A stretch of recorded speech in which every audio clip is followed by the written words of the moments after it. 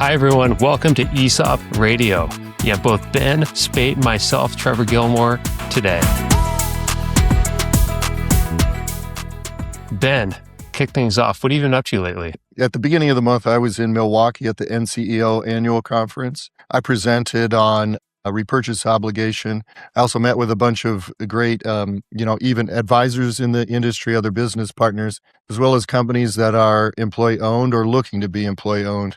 It was a pretty great experience. I think there was, 2,300 people there. It was a pretty big event. Definitely. Braving the April chill in Wisconsin. Yeah, it was a little blustery one day. Yeah.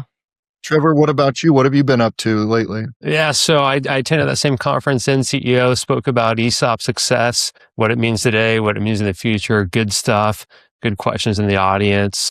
And also I ran the Boston Marathon last Monday. So Monday, April 20th, it was Patriots Day in Boston, and this was the 130th running of the marathon. So I did that and met my goal, which was great. And overall, it was a super epic, well-run marathon. So grateful to be part of that. Absolutely. Congrats. Thanks. Next time I need to wear some, ESOP swag. There you go. Yeah, I like that. Yeah. So some exciting news out there in the ESOP universe. Rutgers, which studies ESOPs, they have a think tank over there run by Joseph Blasi, and they've been doing this forever. They put out some awesome research lately that actually proves that ESOPs do increase productivity. So we've always talked about this. We see it in our client base. Again, Menke has been doing this for 52 years. So we have a lot of data and a lot of conversations with our clients over that period of time. But now there's finally an official study conducted by university researchers that proves this. So let's dive in. There's kind of 5 key takeaways here for all ESOP companies. And then there's also 5 key takeaways for you business owners considering using an ESOP, which we'll talk about. So Ben, what are those 5 for ESOP companies? Yeah, first and foremost, you alluded to it, ESOPs boost productivity. And it doesn't even matter about management quality. You don't have to have a super strong management team in place, CFO, COO, all of that. But we're talking, a materially significant increase in productivity. And, you talked about this being a university study, and I think that might be painting too broad a brush here. This is probably the most in-depth study that has happened. They talked about utilizing data from the Bureau of Labor Statistics. That is, you have to get a special level of clearance to access some of this data. So it is a big study.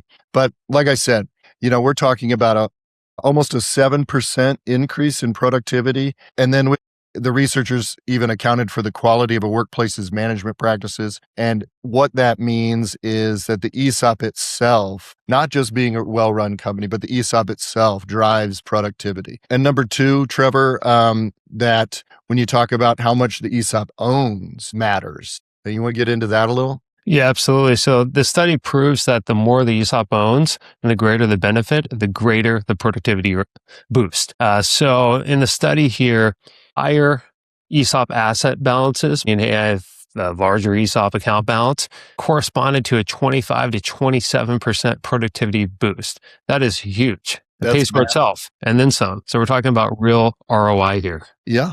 The larger the ownership stake that the employees have, the bigger the productivity. And I alluded to this earlier. Number 3, that ESOPs work across all management quality, the entire spectrum, whether the workplace has weak or strong management practices. We've seen some, and we've talked about a little before on earlier podcasts, implementing the EOS system in terms of management. Some of those you might consider a stronger management structure, but weaker ones still show that productivity, suggesting that ESOPs may partially compensate for less formalized management. So it could be, take, a company like Bob's Electric. Bob makes all the decisions. The ESOP's going to, increase productivity, even if we just have a single sole person making all the decisions or an entirely independent management team. And then I think, the piece that is most important is pairing this with other benefits. And Trevor, you want to talk about that? Absolutely. And this is very important because the ESOP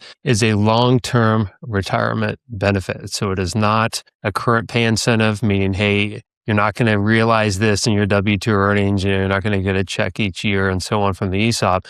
You get a check when you either leave the company or retire, or whenever that happens, right? And the longer you stay, the only more equity accrues to you and so on. It becomes a significant part of your retirement wealth. However, it is such a long-term incentive. So even though it creates a huge, boost for workers' retirement wealth and basically how they approach their jobs, the study showed there's a tremendous productivity boost associated with an ESOP company over the long run. ESOPs tend to work best when they also have current pay performance incentive plans, meaning cash bonuses if you meet certain metrics. We also see stock appreciation rights plans, and so on. But combining a current bonus structure that's based on some sort of metric that makes sense for the business or the group of employees in the division and so on, combined with the ESOP, work best. And you're going to get the highest ROI because then people are going to see, hey, I work hard, smart, and so on, and I'm going to get that bonus this year, and I'm going to see that correspond to a higher value on my ESOP account statement. So marrying the two makes tremendous sense. And the companies in the study, and again, we're talking about thousands of companies in the study, and they measured the data for, I think, over 15 years. So it's meaningful data here. The productivity boost was about 13%, for those companies. So we're talking about real synergies here. Absolutely. And I think, the now and later kind of mentality, I get a little bit of a bonus now, but a big bonus later, that really seems to grease the wheels pretty well. But even those individuals, and this leads into number 5, even those individuals that perhaps aren't motivated by the ESOP, we talk about, we have drivers on these construction companies that are thinking about fuel costs. Those are the people that are truly drinking the Kool-Aid, truly buying in. The ones that aren't, and the ones that sort of just show up and do their job. The ESOP isn't incentivizing them to work harder or increase the bottom line. They call that the free rider problem. It seems to be manageable or smaller with ESOPs, that it is easier to get employees to buy in with the overall vision of the company if they're sharing in the success, whether it be in the ESOP or with the ESOP and a bonus.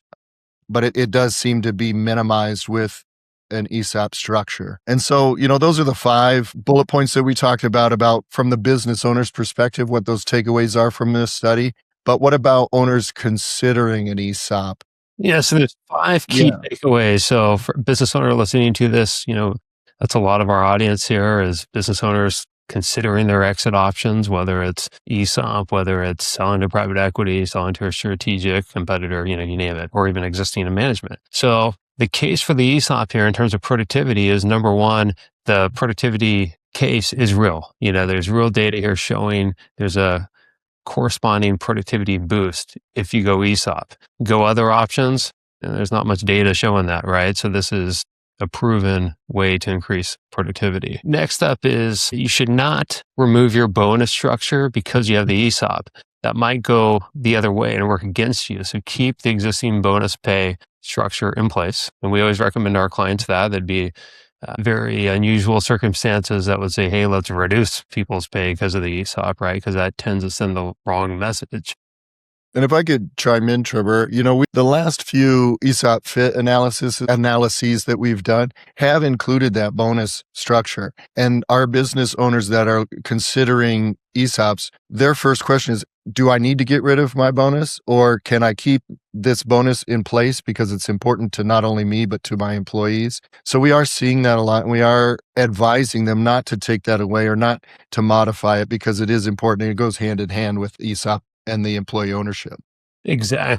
Yeah, because employees want to know, they get used to obviously a certain wage level, certain bonus level, and so on. And when you start stripping that away, the messaging changes and replacing it, especially with a very much a long-term benefit. It's like, hey, you're swapping something for something that is going to be way far out. So that message doesn't resonate with a lot of employees, and the overall incentive for productivity gains kind of goes away. So big picture, try to keep the bonuses and overall cash comp structure similar.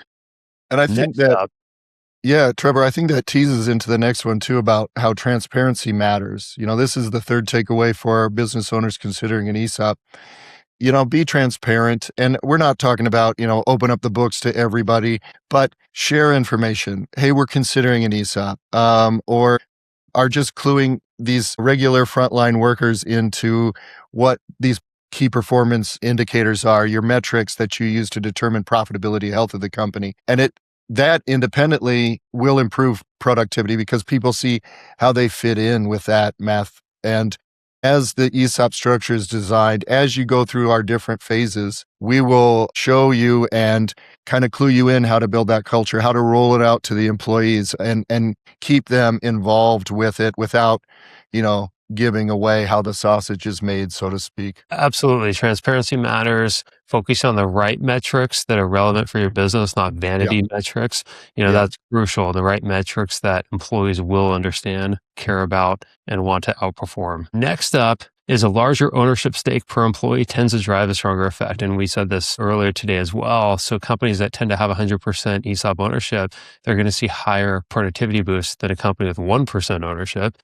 Because, overall the effect of working hard, seeing that return ROI. And then of course the power of 7, meaning an investment growing at 7% a year is going to double every 10 years. The power of compounding, that gets smaller at a 1% stake. When you take a look at the whole value multiplier and so on over time, definitely larger ESOP stakes tend to drive higher productivity gains. But that's not to say there's an option to start off small and then increase that stake over time.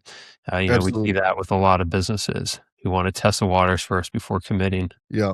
And we model that out, 30 versus 49% or 49 versus 100. If you don't want to give up control now, but say perhaps in 5 years, 7 years, you want to sell 100%, we can model out what those different looks are like and how much benefit we are giving to the employees. Yeah. And then I teased on this a little bit earlier with existing ESOPs, but number 5 here for if you're considering an ESOP is that your management structure isn't having a good, strong management structure isn't a prerequisite for an ESOP.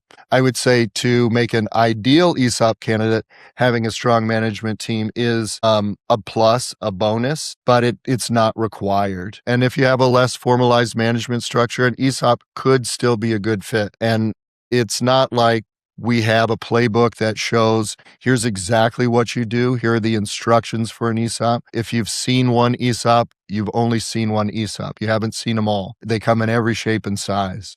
Absolutely. And that's kind of a surprising takeaway here. But I think the overall theme is whatever the management structure is, every business can be different, right? Company size, industry, so on. Make sure that you have clear performance targets and also commit to regular communication with employees before and after the ESOP transition. And that's going to strengthen the overall outcome, solidify the productivity gains we're talking about today, and make for an overall successful ESOP, successful company, and successful employee ownership experience. So everyone, thanks for joining us today. Hop on our website, making.com. We have a link to this study available there. Also reach out to us on LinkedIn, Trevor Gilmore, Ben Spadt. You can find us. Also, Menke page as well. We post a lot about ESOP companies, everything from the capital raise to transition to the tax benefits to awesome long-term case studies as well. Have a great day. Join us for our next episode.